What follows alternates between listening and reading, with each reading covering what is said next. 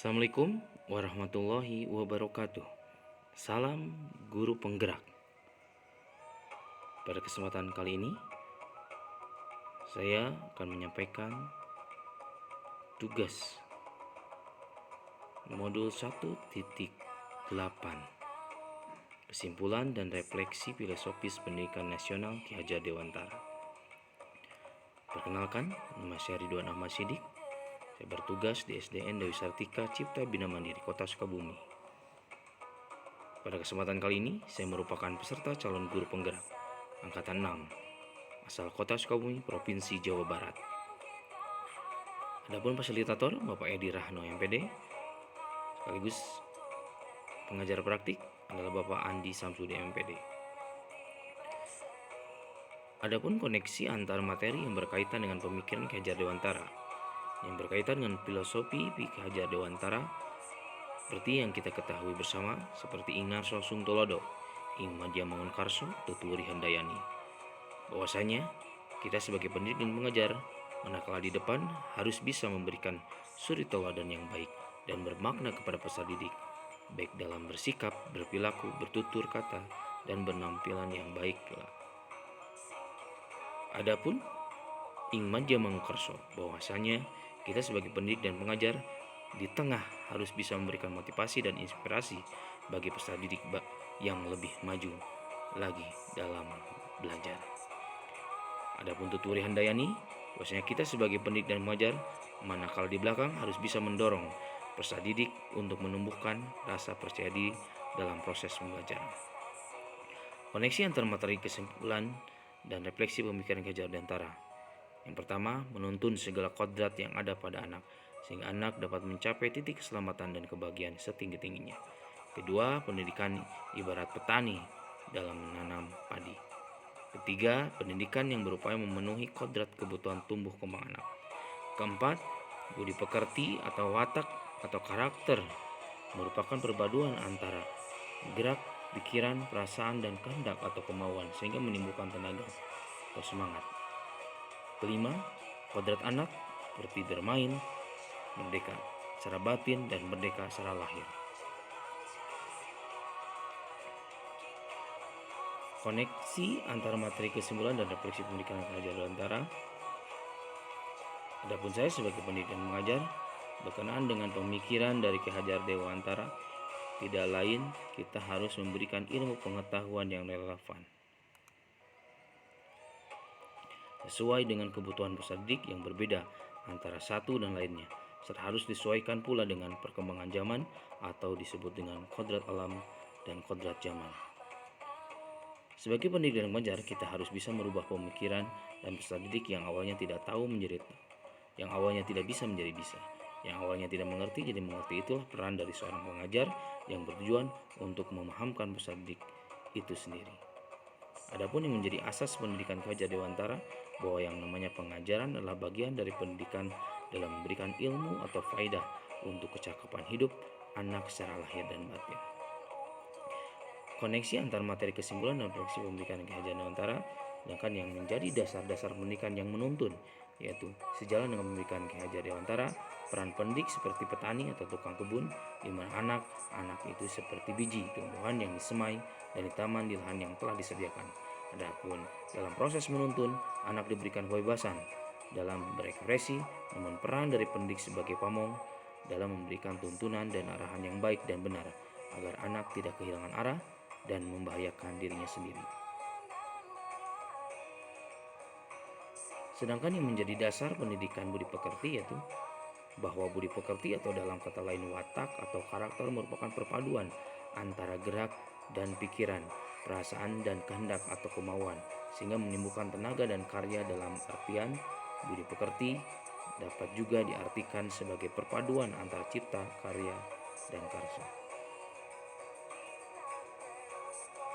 Relevansi pendidikan yang berpihak kepada anak yang sejalan dengan pemikiran Ki Hajar Dewantara, bahwa dengan pembelajaran guru sampaikan dan berikan kepada anak haruslah disesuaikan dengan kebutuhan dari peserta didik, karena masing-masing peserta didik memiliki kemampuan yang berbeda antara anak yang satu dan lainnya.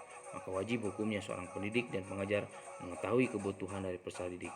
Hal tersebut bisa kita lakukan dengan diawali oleh proses identifikasi dan asesmen dengan maksud untuk mengenali bakat, minat, dan kemampuan serta kebutuhan anak. Dengan hal tersebut, kita bisa memberikan pembelajaran atau layanan yang adaptif sesuai dengan kebutuhan anak. Berkenaan dengan hal tersebut, saya percaya terhadap para murid akan mampu dan bisa mengikuti pembelajaran dengan baik. Dengan pembelajaran yang saya berikan, meskipun dalam pembelajaran terkadang menemukan kendala dan hambatan yang terjadi pada peserta didik yang tidak mencapai KKM. Hal tersebut saya berupaya dengan semaksimal mungkin agar anak bisa tuntas dalam pembelajaran. Ini berkaitan dengan pertanyaan pemantik. Apa yang Anda percayai tentang murid dan pembelajaran di kelas sebelum mempelajari modul 1.1? Berkaitan dengan pertanyaan pemantik yang kedua, apa yang berubah dari pemikiran atau perilaku Anda setelah mempelajari modul ini? Banyak hal yang saya lakukan setelah mempelajari dan menelaah konsep pemberian belajar dari Ki Hajar Dewantara, yang diantaranya seperti dasar pendidikan menuntun, kodrat alam, dan kodrat zaman, di mana guru harus bisa memberikan kebebasan kepada anak, baik dan bermain yang merupakan bagian dari kodrat anak, karena dengan bermain berarti anak tersebut telah melakukan sebuah pendidikan. Kemudian dalam mengawali pembelajaran, dibuatnya sebuah komitmen kesepakatan dalam proses pembelajaran agar berjalan lancar dan sesuai dengan tujuan yang diharapkan. Berkaitan dengan pertanyaan pemantik yang ketiga, apa yang dapat segera Anda terapkan lebih baik agar kelas mencerminkan pemikiran Ki Hajar Dewantara?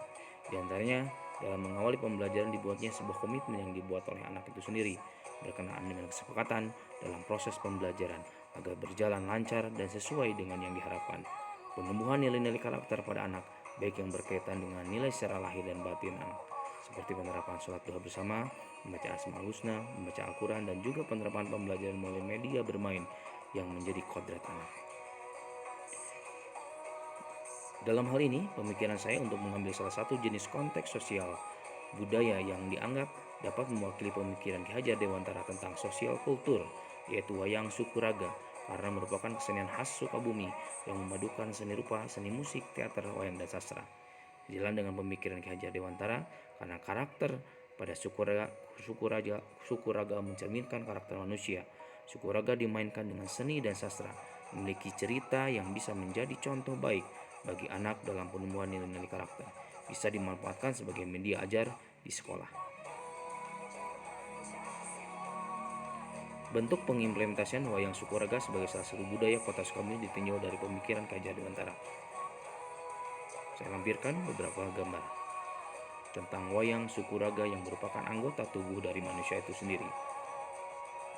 Kekuatan konteks sosial kultur di daerah yang sejalan dengan pemikiran Ki Hajar Dewantara. Wayang sukuraga karya Bapak Effendi. Wayang sukuraga merupakan gerakan pendidikan untuk menumbuhkan karakter baik bagi siswa dalam berbudi pekerti dan sesuai kodrat alam dan kodrat zaman. Selain itu, wayang sukuraga salah satu model pembelajaran yang menyenangkan dan berpihak pada murid.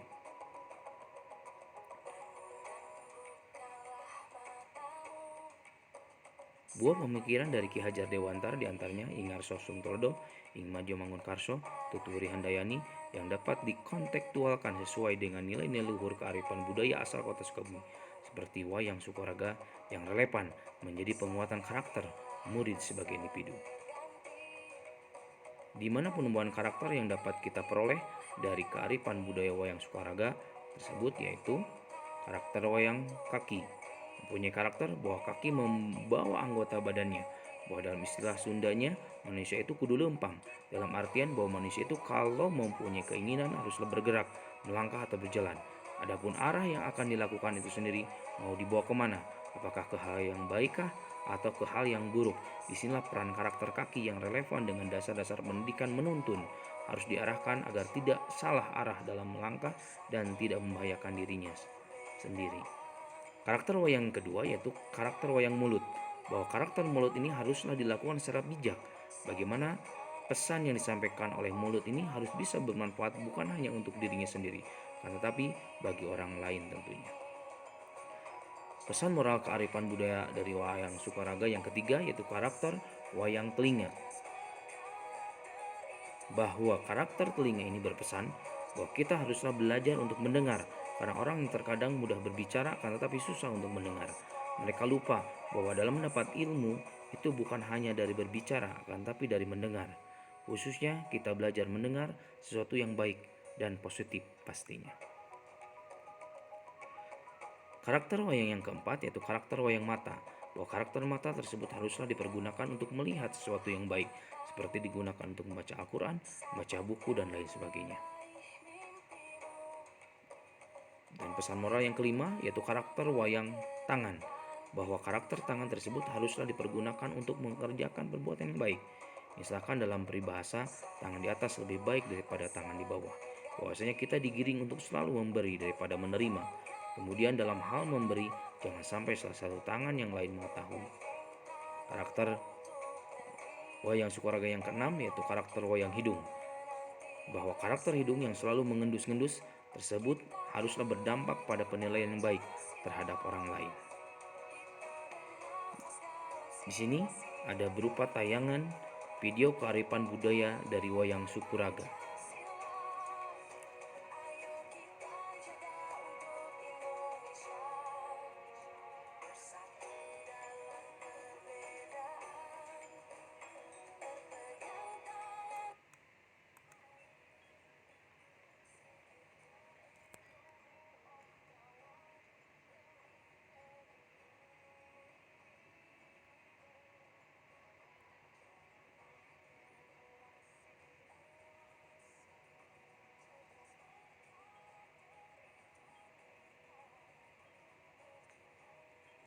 Tayangan video ini diambil hasil karya dari SMK Pasim Kota Sukabumi yang mempersembahkan sebuah tayangan kearifan budaya dari wayang Sukuraga, hasil Bapak Effendi.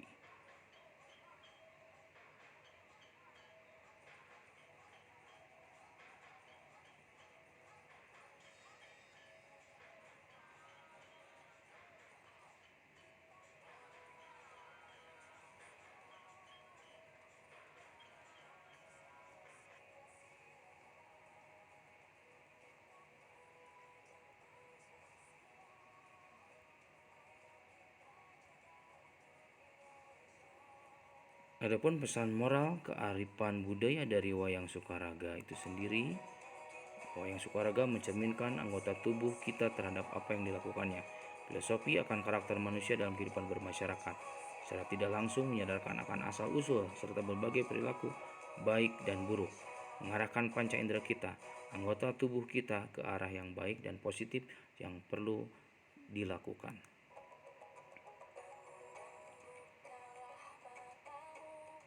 Pemikiran Ki Hajar Dewantara tentang metode taman siswa merupakan kekuatan pemikiran Ki Hajar Dewantara yang dapat diterapkan di sekolah. Dalam metode tersebut dijelaskan bahwa pelajaran, panca indera, dan permainan itu tidak dipisah, yaitu dianggap satu, dalam artian bahwa kegiatan pembelajaran dengan dibalut permainan akan lebih menyenangkan bagi anak dalam pembelajaran dan memberikan kebebasan dalam mengeksplorasi kompetensinya. Tantangan merubah paradigma lama relatif sulit atau teacher center. Sumber daya manusia guru tidak merata, tingkat literasi yang masih rendah, masih menggunakan metode konvensional. Adapun solusi, yang pertama melaksanakan workshop penguatan, yang kedua mencanangkan program literasi sekolah, ketiga menerapkan wayang Sukuraga sebagai media pembelajaran dalam konteks lokal sosial budaya yang diangkat, yaitu wayang Sukuraga yang merupakan budaya lokal khas dari kota Sukabumi. Adapun refleksi pada kesempatan ini, bahwa bermain adalah kodrat alam anak. Permainan bagi anak-anak adalah pendidikan. Kemudian, budi pekerti merupakan keselarasan atau keseimbangan hidup antara cipta, rasa, karsa, dan karya. Wayang Sukuraga merupakan salah satu kearifan lokal kota Sukabumi. Wayang Sukuraga sebagai media alternatif di dalam pembelajaran yang menarik dan menyenangkan bagi anak. Pembelajaran dengan media wayang Sukuraga ini diharapkan dapat meningkatkan kreativitas dan sosial kultural anak. Terima kasih atas segala perhatiannya. Mohon maaf atas segala kekurangannya. Wassalamualaikum warahmatullahi wabarakatuh. Salam guru penggerak.